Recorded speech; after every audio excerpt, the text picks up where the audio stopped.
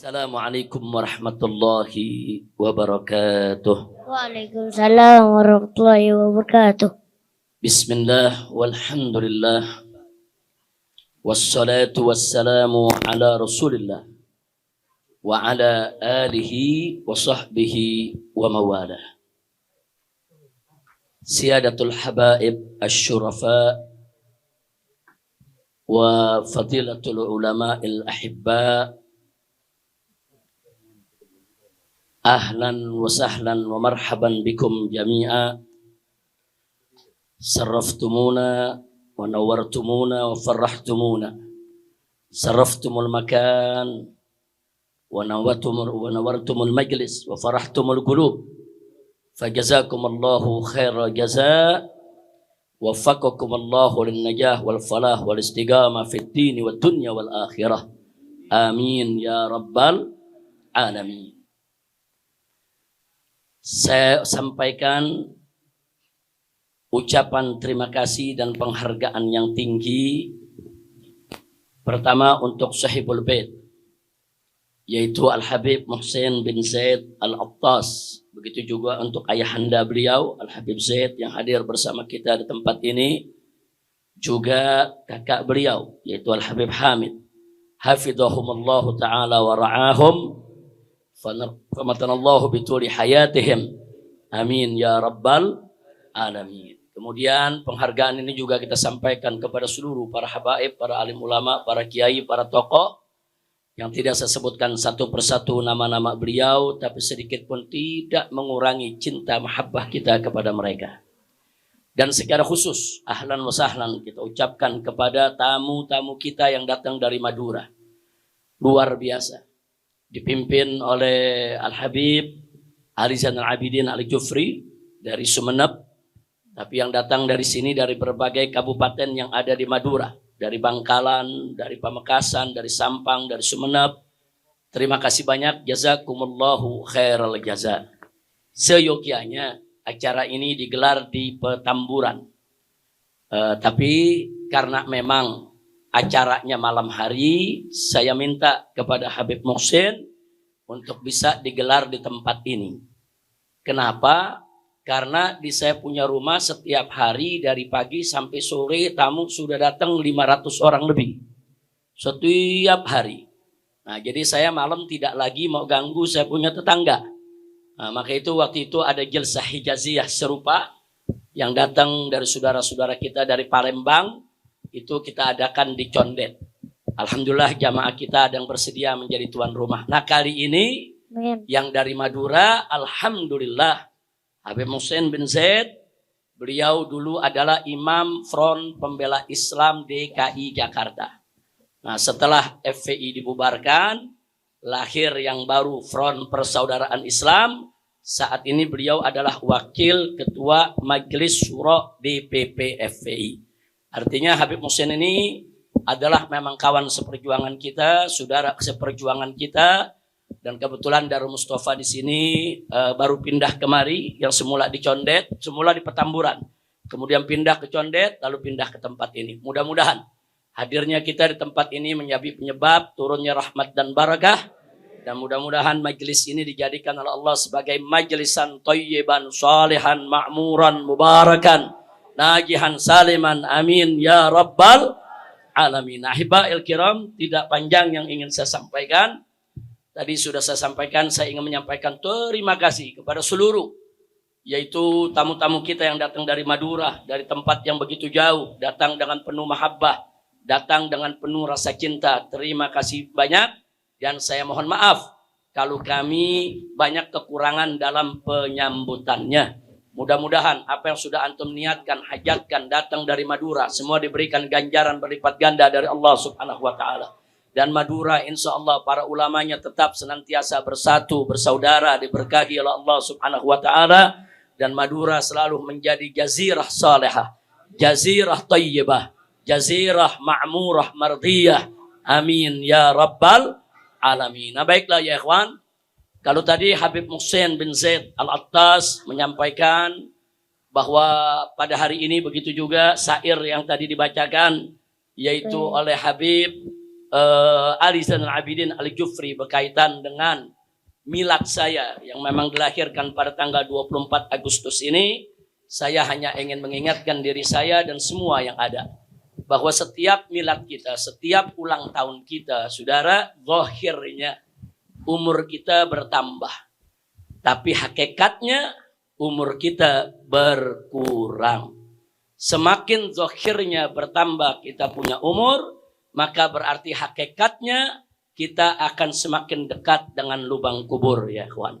Nah, karena itu di sini saya ingin mengajak semua di setiap hari milad kita, sepatutnya lah, seyogianya lah, pertama kita bersyukur kepada Allah atas segala nikmat yang Allah berikan selama kita hidup. Tapi pada saat yang sama, yang kedua, tidak boleh kita lupakan untuk kita tafakkur, memikirkan apa yang sudah kita siapkan untuk kita masuk ke dalam kubur, ya kawan. Nah, insya Allah dengan demikian kita tidak akan lupa diri, kita akan selalu ingat, yaitu pertanggungjawaban kita di hadapan Allah Subhanahu wa Ta'ala. Mudah-mudahan hari ini kita kumpul di tempat ini, besok dengan ridho Allah, dengan rahmatnya kita kumpul di dalam surganya Allah Subhanahu wa Ta'ala. Dikumpulkan oleh Allah kita semua di surganya Allah bersama para nabi, para siddiqin, bersama para syuhada, para mujahidin, para salihin. Amin ya rabbal alamin. Ahiba'il kiram, kumpulnya kita di tempat ini luar biasa. Kalau para ulama salaf pernah mengatakan, saudara, di antaranya Ibn Uyainah radhiyallahu taala anhu, beliau pernah mengingatkan bahwa inda dzikris shalihin tanzilur rahmah. Manakala kita mengingat atau mengenang atau bercerita tentang orang-orang soleh, maka itu menjadi penyebab turunnya rahmat. Nah, kalau kita mengenang orang-orang soleh, bercerita tentang orang soleh, bisa menjadi penyebab turunnya rahmat. Fama balu bidzikri sayyidil mursalin sallallahu alaihi wasallam. Lalu bagaimana kalau kumpulnya kita adalah mengenang, saudara, menyebut, saudara, yaitu Sayyidul Mursalin, pemimpinnya para nabi dan rasul, Nabiyuna Muhammad sallallahu alaihi wa alihi wa sahbihi wasallam, maka tidak akan pernah kita ragukan, saudara, niscaya di tempat di mana kita terus menyebut nama beliau, di mana tempat di mana terus kita berselawat kepada beliau, di situ akan turun aneka ragam berkah rahmat dari Allah Subhanahu wa Ta'ala untuk kita semua. Amin ya rabbal alamin. Bagaimana tidak? Nabi sendiri alaihi salatu wassalam bersabda dalam salah satu hadis sahihnya, beliau nyatakan dengan tegas, man shalla alayya salatan sallallahu alaihi biha asyarah. Jadi barang siapa yang berselawat kepadaku dengan satu kali selawat, Allah akan limpahkan selawat untuknya dengan 10 kali. Pengertian Allah melimpahkan selawat kepada orang yang berselawat kepada Nabi adalah Allah melimpahkan rahmatnya, barakahnya, ridhonya, magfirahnya. Dan ini penting untuk kita ingat. Karena ulama-ulama salaf kita, saudara, sebagaimana dibahas dengan panjang lebar oleh Imam Ibn Atha'illah As-Sakandari dalam kitab Tajul Arus, Al-Hawil Tahdhibin Nufus. Di sana diceritakan betapa para ulama-ulama salaf mengingatkan kita semua bahwa mendapatkan satu saja rahmat dari Allah itu jauh lebih baik daripada amal ibadah kita seumur hidup, saudara. Loh, kenapa? Karena kita ini hanya bisa masuk surga dengan rahmat Allah, bukan dengan amal kita, saudara. Segunung kita punya amal, belum tentu bisa memasukkan kita ke dalam surga tanpa rahmat Allah. Tapi dengan satu rahmat saja Allah berikan kepada kita, cukup untuk memasukkan kita ke dalam surganya. Makanya para ulama salaf, saudara, pernah mengatakan, mereka bersumpah demi Allah, aku mendapatkan satu rahmat dari Allah, lebih aku suka daripada amal ibadahku seumur hidupku. Karena amal ibadah seumur hidup belum tentu Allah terima, belum tentu mendapatkan rahmat. Tapi kalau satu rahmat udah Allah berikan, saudara, maka segala amal ibadah kita akan diterima oleh Allah. Kekurangannya akan disempurnakan, dosa kita akan dimaafkan.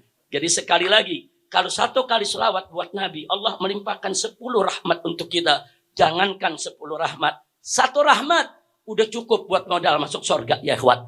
Bagaimana 10 rahmat? Bagaimana kalau kita berselawat 10 kali, 100 kali, 1000 kali? Saudara, setiap hari kita berselawat kepada Nabi kita Muhammad sallallahu alaihi wasallam. Maka insya Allah Allah subhanahu wa ta'ala akan melimpahkan rahmatnya untuk kita semua. Nah, karenanya jangan kaget kalau majelis-majelis sufi, majelis-majelis sholihin di mana-mana tempat, bukan di Indonesia aja ya kawan, di seluruh dunia. Saudara, itu dipenuhi dengan zikir-zikir dan sholawat ya kawan. Di samping ada majelis ilmu, di samping baca kitab, di samping ada nasihat, mereka nggak lupa. Mereka ajak umat untuk banyak-banyak baca sholawat, berzikir, baca wirid. Kenapa? Karena semua itu bisa mengetuk pintu rahmat Allah subhanahu wa ta'ala. Karena sebagaimana Nabi sampaikan kepada kita, saudara, tidak ada yang bisa masuk surga kecuali dengan rahmat Allah, saudara. Sampai tatkala Sayyidatuna Aisyah radhiyallahu ta'ala anha bertanya, wa anta ya Rasulullah? Lalu bagaimana dengan anda ya Rasulullah? Apakah masuk surga juga dengan rahmat Allah? Nabi mengatakan ya, nggak ada yang bisa masuk surga kecuali dengan rahmat Allah. Nah, cuma hati-hati, ada yang mensalah tafsirkan hadis ini. Apa dia bilang? Nabi sendiri belum tentu dapat rahmat. Astaghfirullahaladzim. Ini tafsirnya ngawur ini ya kawan. Ini bukan pakai tafsir Jalalain ini. Tafsir jalan lain dia pakai ya kawan. Na'udzubillah min. Nabi itu saudara bagaimana nggak dapat rahmat? Ngawur. Nabinya sendiri rahmat saudara. Allah menyatakan di dalam Al-Quranul Karim, wa ma arsalnaka illa rahmatan lil alamin. Saudara, Allah yang menyatakan, tidaklah kami mengutus engkau wahai Nabi, tidaklah kami mengutus engkau wahai Rasul, wahai Muhammad, illa melainkan rahmatan, sebagai rahmat lil alamin, untuk semesta alam. Nabi itu sendiri diutus oleh Allah sebagai rahmat. Kalau dikatakan sebagai rahmat, hatta zat Nabi, apa yang dibawa Nabi, semuanya berisikan rahmat, saudara. Nah, lalu kalau Allah jadikan Nabi sebagai rahmat, kok bisa ada yang mengatakan Nabi belum tentu dapat rahmat? Ini yang bicara begini mesti syahadat lagi ya kawan. Hati-hati. Kadang-kadang orang kalau kepintaran jadi keblinger ya. Nah, makanya saudara, penting di samping kita tabligh akbar, di samping kita buka kitab, di samping kita ngaji, di samping kita amar ma'ruf nahi munkar, jangan lupa buka majelis sholawat, buka majelis zikir, buka majelis marhabanan, supaya hati kita nggak kering ya ikhwan. Insya Allah. Nah, terakhir yang ingin saya sampaikan lagi, saudara, ada lagi belakangan ini saudara, orang-orang yang kurang ajar mulutnya saudara, menyebutkan kalau ibu bapak Nabi masuk neraka, ibu bapak Nabi orang kafir. Innalillahi wa inna ilaihi raji'un. Alasannya mereka punya dalil. Saudara, ya, kalau dalil mereka pahami secara zahir, kalau dalil mereka pahami secara kaku, kalau dalil mereka pahami tanpa melihat dalil yang lain, ya seperti itulah hasil pemahamannya. Nah, dalam Islam ini luas. Memahami suatu dalil harus lihat dalil yang lain.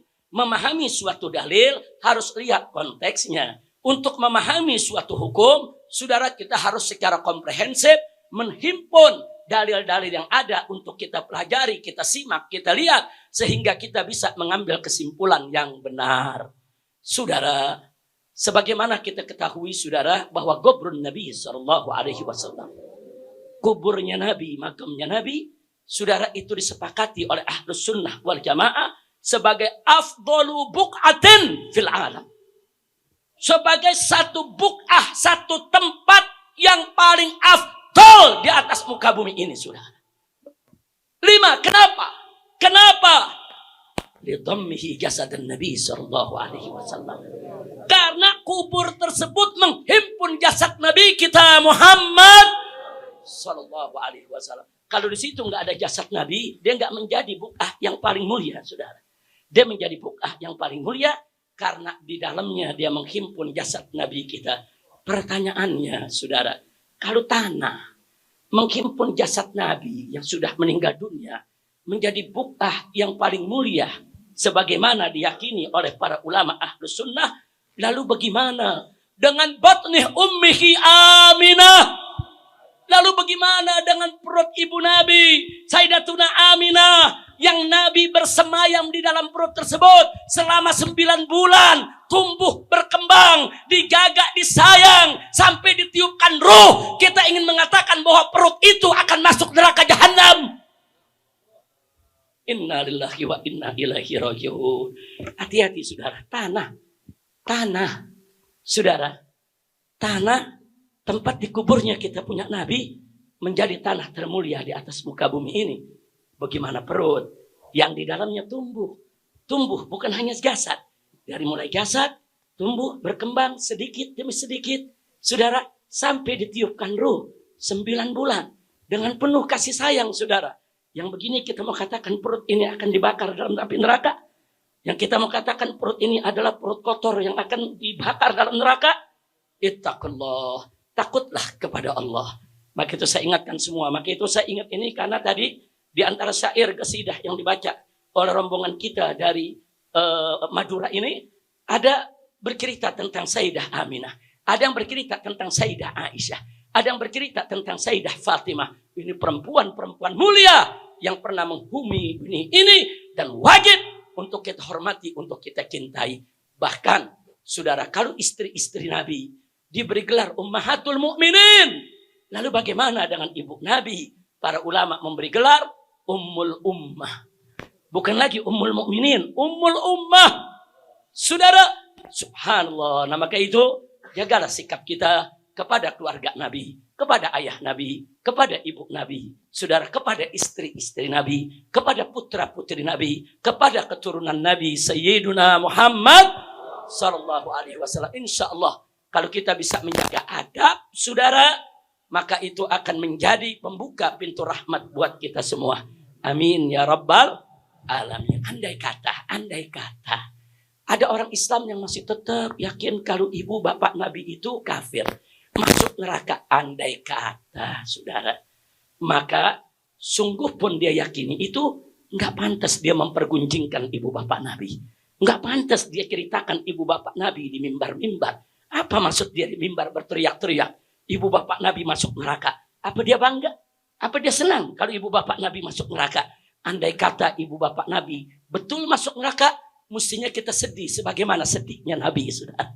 Mestinya kita menangis sebagaimana menangisnya Nabi sebelum mendapat kabar dari Allah bahwa ibu bapaknya, saudara, akan masuk surga, saudara. Nabi sedih pada awalnya. Nabi sedih. Tapi ada orang ngaku Islam, cinta kepada Nabi, dengan bangga, dengan senang, dengan gembira dia umbar. Ibu bapak Nabi masuk neraka. Ibu bapak Nabi akan dibakar masuk neraka. Ibu bapak Nabi kafir. Apa pantas sebagai seorang muslim yang berutang budi, berutang jasa kepada Nabi, mempergunjingkan kedua orang tuanya? Nah, jadi saya ingin menasihati mereka-mereka yang masih meyakini ibu bapak Nabi masuk neraka. Andai kata keyakinanmu benar, tutup mulutmu. Jangan bercerita di atas mimbar. Jangan mengumbar. Apalagi persoalannya bukan menjadi kesepakatan ulama.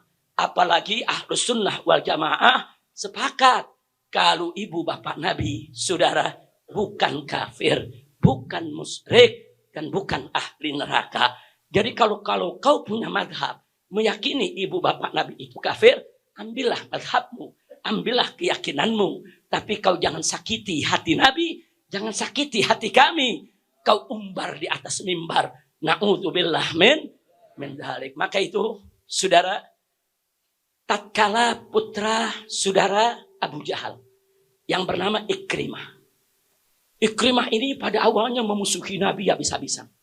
Bahkan sampai Nabi mengumumkan pada saat penaklukan kota Mekah, andai kata Ikrimah bergelantungan di sekitar Ka'bah sekalipun, halal darahnya untuk ditumpahkan. Jadi kalau siapa umat Islam yang mendapatkan Ikrimah, bunuh. Perintah Nabi, ya kawan. Nah, akhirnya apa? Ikrimah melarikan diri dari Mekah. Nah, begitu melarikan diri dari Mekah sampai ke Jeddah, sampai di pinggir laut, saudara, dia kebingungan. Nah, sementara istrinya di kota Mekah sudah masuk Islam. Istrinya kejar sang suami. Begitu dikejar, dibujuk. Mau lari kemana? Kota Mekah sudah takluk. Kota Mekah sudah dikuasai oleh umat Islam, oleh Nabi dan seluruh pengikutnya. Lebih baik kau kembali. lebih baik kau masuk Islam. Sang suami bertanya, apa Muhammad mau terima aku masuk Islam?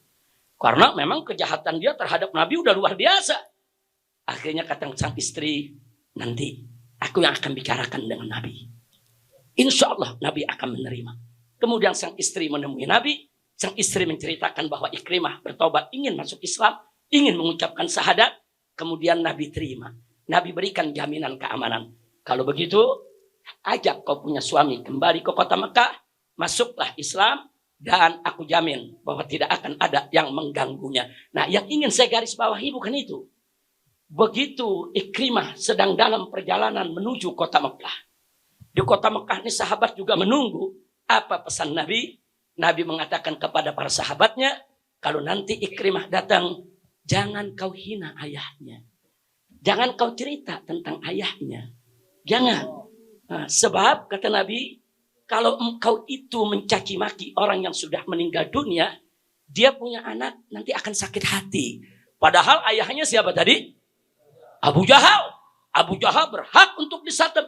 Abu Jahal berhak untuk dilaknat. Tapi Nabi pesan, kau jangan laknat Abu Jahal depan anaknya. Walau bagaimanapun juga Ikrimah itu anaknya. Jangan kau sakiti hatinya. Karena Ikrimah sudah masuk Islam jadi saudara kita.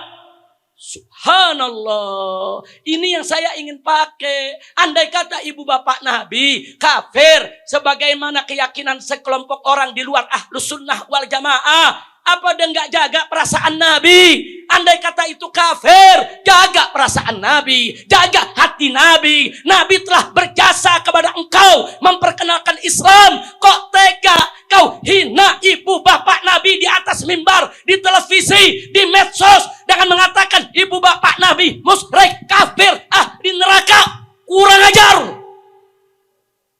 Jaga perasaan Nabi. Ini Ikrimah, bapaknya Abu Jahal. Yang umat Islam melaknat itu Abu Jahal, ya kan? Semua melaknat. Tapi karena si anak masuk Islam, Nabi pesan, jaga dong perasaan anaknya. Jaga perasaan anaknya. Karena sabul amwat, saudara, itu tidak akan sampai kepada amwat. Tapi akan yu'dil ahya. Yaitu akan menyakiti orang yang hidup.